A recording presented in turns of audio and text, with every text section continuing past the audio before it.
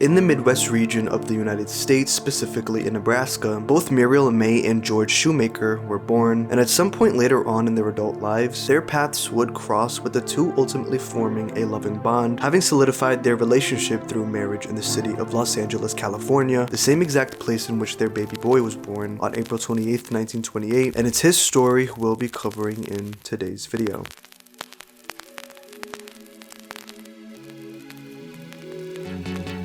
They would end up giving their boy the name Eugene Shoemaker, who we're going to be referring to as Gene for the sake of simplicity. And growing up, his father worked various jobs but ultimately was a farmer at heart, having hated living in the big city, and at one point they all lived in a remote cabin in Wyoming. However, Gene's mother disliked being in a rural area, and so the two came to a compromise, with George having landed a job as an education director at a civilian conservation corps camp that helped employ many during the Great Depression, and with Muriel being a school teacher. During the school year, she would take Gene and his sister to live with her in Buffalo, New York. Meanwhile, George would stay in Wyoming, with the four only ever being together when school was out during the summertime in this period of their lives. Throughout the school year, however, Gene did a lot to keep himself busy, including getting himself enrolled in a course offered by the Buffalo Museum of Science, with said program having sparked his passion for geology, as from that point on, he began getting himself familiar with various minerals as well as collecting them, and he would even teach himself about paleontological subjects such as the Devonian fossils. On top of expanding his scientific knowledge, he involved himself in other activities such as gymnastics, playing the violin within an orchestra, and he also became an apprentice for someone working in lapidary. Now, when it comes to his work as an apprentice, he ended up landing that job in the summer, sometime after his family moved back to Los Angeles in 1942, and 2 years later, in 1944, at age 16, Gene finally had the opportunity to enroll in a school he was set on going to, that being the California Institute of Technology, also known as Caltech, where he would acquire both his bachelor's and master's in the study of geology by age 19, and by the time he was 20 years old, in 1948, he landed a position in the U.S. Geological Survey, which is a governmental agency, and with this opportunity being opened up for him, Eugene Shoemaker undoubtedly made the most of it.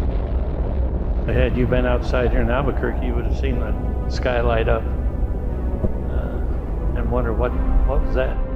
On July 16, 1945, the very first nuclear test was conducted, codenamed Trinity, and it goes without saying that this was a monumental event, as from that day forward, nuclear technology like atomic bombs would only become increasingly more potent, and with the growth in power, of course, comes the research required to make tweaks, improvements, and even differences in the inherent makeup of nuclear technology, and this now leads me to two vital elements utilized in the making of atomic bombs. Number one is plutonium, and number two is uranium, and when it comes to the latter, it can be found naturally in areas of rock, soil, and water, and obviously in order for this material to be used for the making of nuclear tech, one would have to go out in search of it, and this now brings us back to Gene. One of his first ever jobs at the USGS was to go out looking for uranium deposits in states such as Utah and Colorado, and with the latter state being one of many beautiful plateaus, there was a night during one of Gene's searches for uranium where he looked up to the sky, eyes fixed on the moon, and imagined the potential scientific discoveries in relation to the cosmos he could pioneer with his extensive knowledge in geology-related subject matter.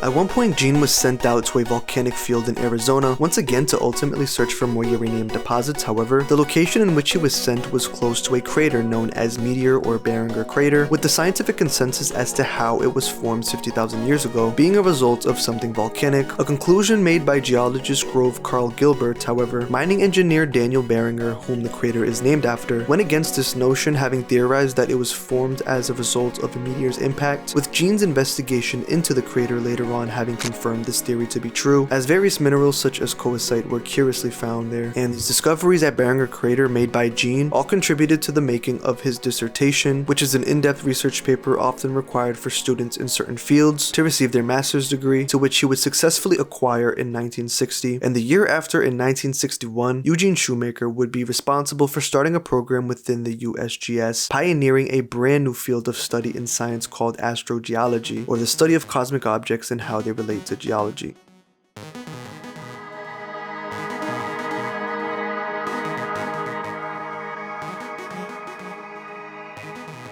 Around the time of him initiating the aforementioned astrogeology program, the space race was simultaneously in full effect, meaning that the US was looking to quickly and efficiently reach their lunar goals before the Soviet Union, having been in search of unique knowledge and skills that could give them a competitive advantage, leading to an alliance between the US Geological Survey and NASA for the study of astrogeology, a partnership sparked by the one and only Gene, someone who would play a pivotal role in the program that would land the first men on the moon. In 1962, the Apollo program was started, and with Gene finally having a direct connection to the world of astronomy, he decided he was going to put his best foot forward and try to become an astronaut, hopefully one day setting foot on the moon, which was one of his biggest dreams. However, due to a disease he was diagnosed with in 1963, said dream unfortunately wouldn't ever come to fruition. But despite this, Gene's contributions to the exploration of the moon cannot be understated, as his extensive knowledge of the structure, history, and the surface of the moon in relation to astrogeology, among other things, was both plentiful and crucial, especially when it came to training astronauts, which is yet another accomplishment he managed to snag under his belt. By taking field trips to locations such as the aforementioned meteor or Barringer crater, he got to show astronauts the ropes in efficiently traversing lunar surface-like terrain, as well as training them on how to report their lunar findings and samples back to scientists, effectively turning the skilled travelers of space into geologists as well, capable of furthering our understanding of the moon. And Gene's work with celestial bodies and other astrogeological phenomena certainly does not stop here. However, before we continue talking about more of his discoveries, I believe it's important we take a moment to introduce his lifelong partner and collaborator.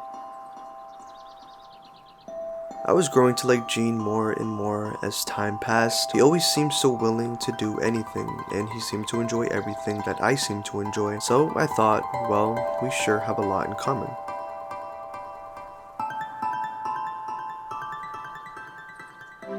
This was a thought Carolyn Shoemaker had when her and Gene were still in the process of getting to know each other, having first met at her brother's wedding in 1948. 2 years later, in 1950, Carolyn obtained her master's in history and political science, having went on to become an educator, and by the following year, on August 18, 1951, both her and Gene took their relationship to the next level by getting married, followed by 3 children that she would go on to raise while Gene was primarily out and about working. Of course, with the passage of time, their children grew up and went on to do their own things, and with Carolyn in search of a new direction to take her life in, she asked her husband what he thinks, and in response he mentioned some projects relating to the cosmos he was working on at the time. And around this period of Carolyn Shoemaker's life, she was in her 50s, and the year was 1980, and only 2 years later the couple would officially launch something that would make Shoemaker a household name in the world of planetary science.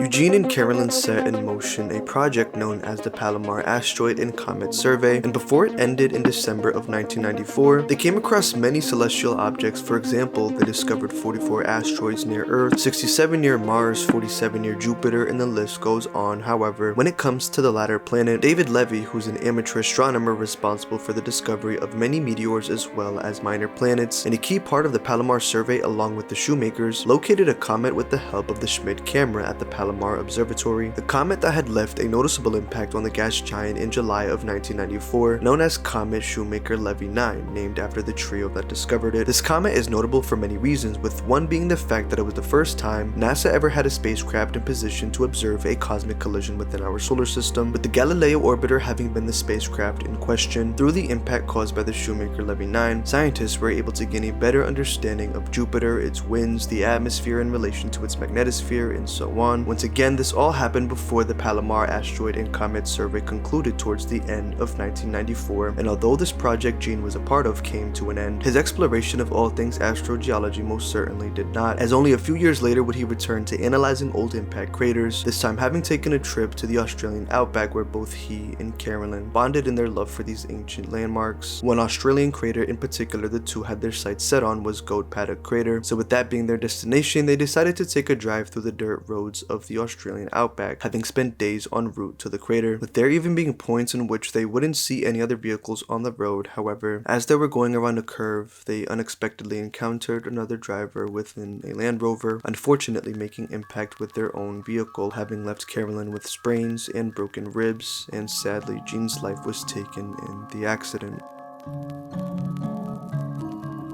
Gene had a long-standing interest in craters stemming from the days when he did his PhD thesis on Meteor Crater and dreamed of someday being the first geologist on the moon. Although in his lifetime he was never able to set foot on the lunar surface, after his passing on July 18, 1997, Gene was cremated with one part of his ashes being dispersed at the location in which the beginning of his journey studying the cosmos was sparked, that being Meteor Crater of course, and another having been placed inside of NASA's Lunar Prospector spacecraft, which was launched on January 7, 1998.